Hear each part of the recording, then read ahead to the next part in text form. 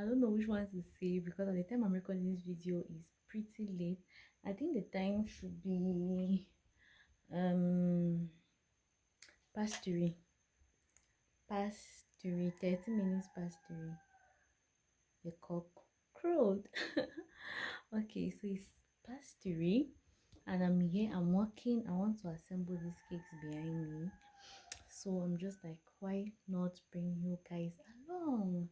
So yes, you're going to be seeing me stack these cakes together. It's a wedding cake, the retail wedding cake.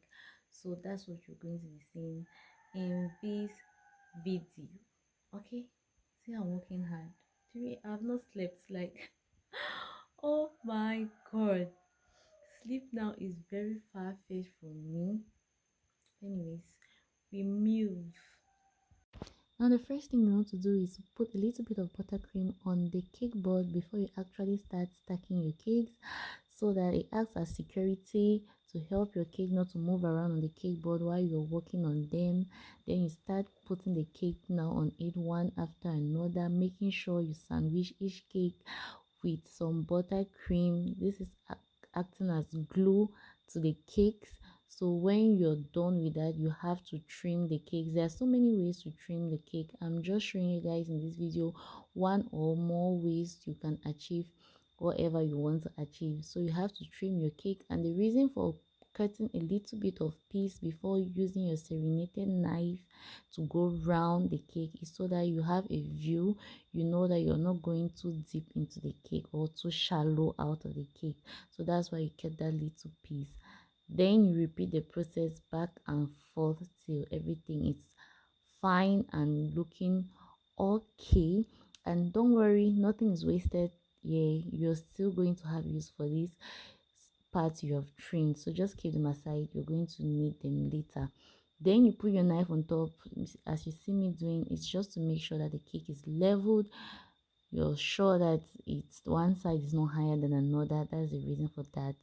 And you go back again with the same process for the last tier, and making sure that everything comes out clean and nice. Like I said, keep this part safe and sound. Keep the part you're trimming. You're going to use it. Nothing is wasted here. This is what I was talking about. So when you're done trimming all your cakes, you keep them aside and you now work on what you trimmed off. You have to turn them into cake crumbs like you see me doing here.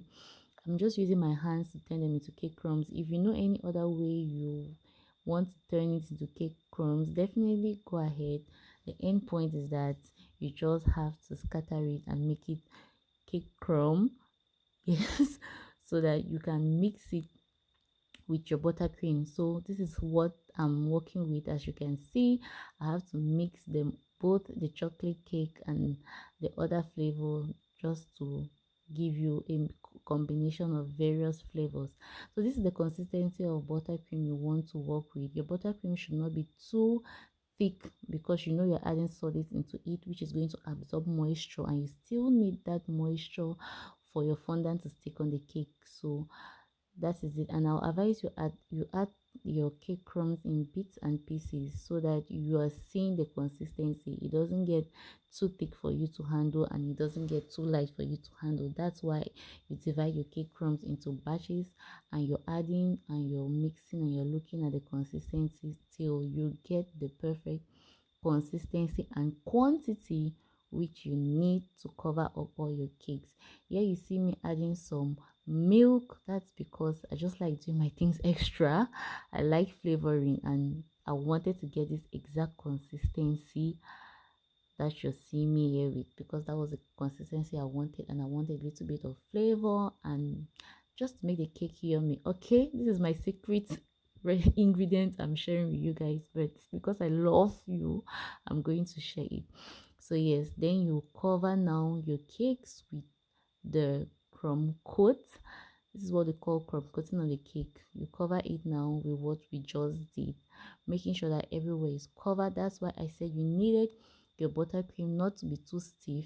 You just needed it to be the consistency I showed you guys, because it's easier to work with either way, and you still need it to be soft so that your fondant can stick on it. Okay, then you use some tissue to clean the cake board when you're done, just so that you don't dirty your fondant when you are covering the cake with buttercream that was on the cake board. Okay, because you have to reuse every fondant. Nothing is wasted here. Yes. Over to fondant time. Mix the fondant a little bit, you knead it in and you roll it out. You use your tape, your measuring tape, to measure the cake, the circumference of the cake. That's how they call it, the circumference of the cake. Then you cut it out and place it on the cake. And don't get freaked out, we need that excess piece overlapping on top of the cake. So you see me cutting that small part, it was just to make sure that I don't dirty too much excess, like, I don't know if you get it.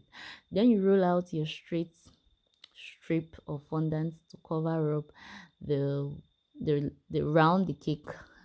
Like you saw, you obviously have to measure round the cake so you know what is the length you're working with. Then you place it on the cake. I hope this explanation is making sense. Voiceovers are so hard.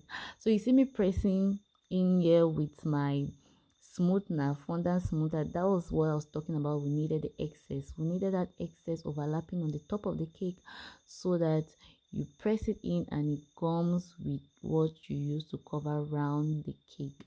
And this is the cake being flipped upside down. I'm sorry I didn't capture that part, but you have to flip the cake upside down so that the top which you place the fondant on becomes the bottom, so that you can gum it to the cake, to the fondant on the body. Does that even make sense? But I know you'll get the excess.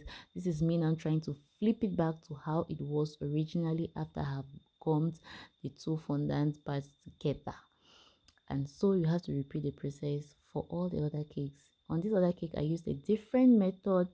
I didn't use that method. This I'm going to show you guys. Here, when you put the top, you don't need an excess for this other method I'm showing you guys. You just want it to be exact, like the fondant should just be the exact part of the cake. And then you put now the length of the cake round it like you did the previous one, but now you're just using your fondant smoother and a paper to press both edges of the fondant so that they stick together and create your sharp edges. And you use your precision knife and cut, and voila, this is what we have. So now I'm just sticking in my dowels. I had already measured and cut them, so you have to make sure you measure and cut them so you know the exact height you're working with. So I already done that, and you just see me sticking them in here. These act as support when you mount the cakes on each other, because cakes are soft, you don't want something to collapse. And you see this one dowel overlapping this one which is longer, there is a use for it. It will help secure the other layer I'm inserting these dowels on when I mount it finally, so that it should not shake, it should be in one position. I hope you're getting the explanations. And there you have me wrapped up the cakes ready to be transported. Now over to the venue. I just had to put the flowers on the first cake tier to reduce my work. On the venue, you do all the other preparations. And mind you, let me just put this in, when you're transporting a cake, make sure you always want to transport your cakes on in the back boot of a car or on the floor, never on the chair, on the car seat. Never you transport the cake on the car seat, because the car seat is usually slanted or slopey one way. So you don't want your cake to have an accident in transportation after you have put in so much hard work. So make sure it's always on a plain level surface so that it should come out in one piece. Okay, so yes, then I came with my buttercream and I'm just doing the borders and preparing everything, and voila, this is it from scratch to finish. I brought you guys along looking all beautiful. See, this cake was a whole journey. This cake traveled for us just to stand up with head high. I was super proud. Okay, subscribe if you haven't subscribed. See you in my next one. Peace out.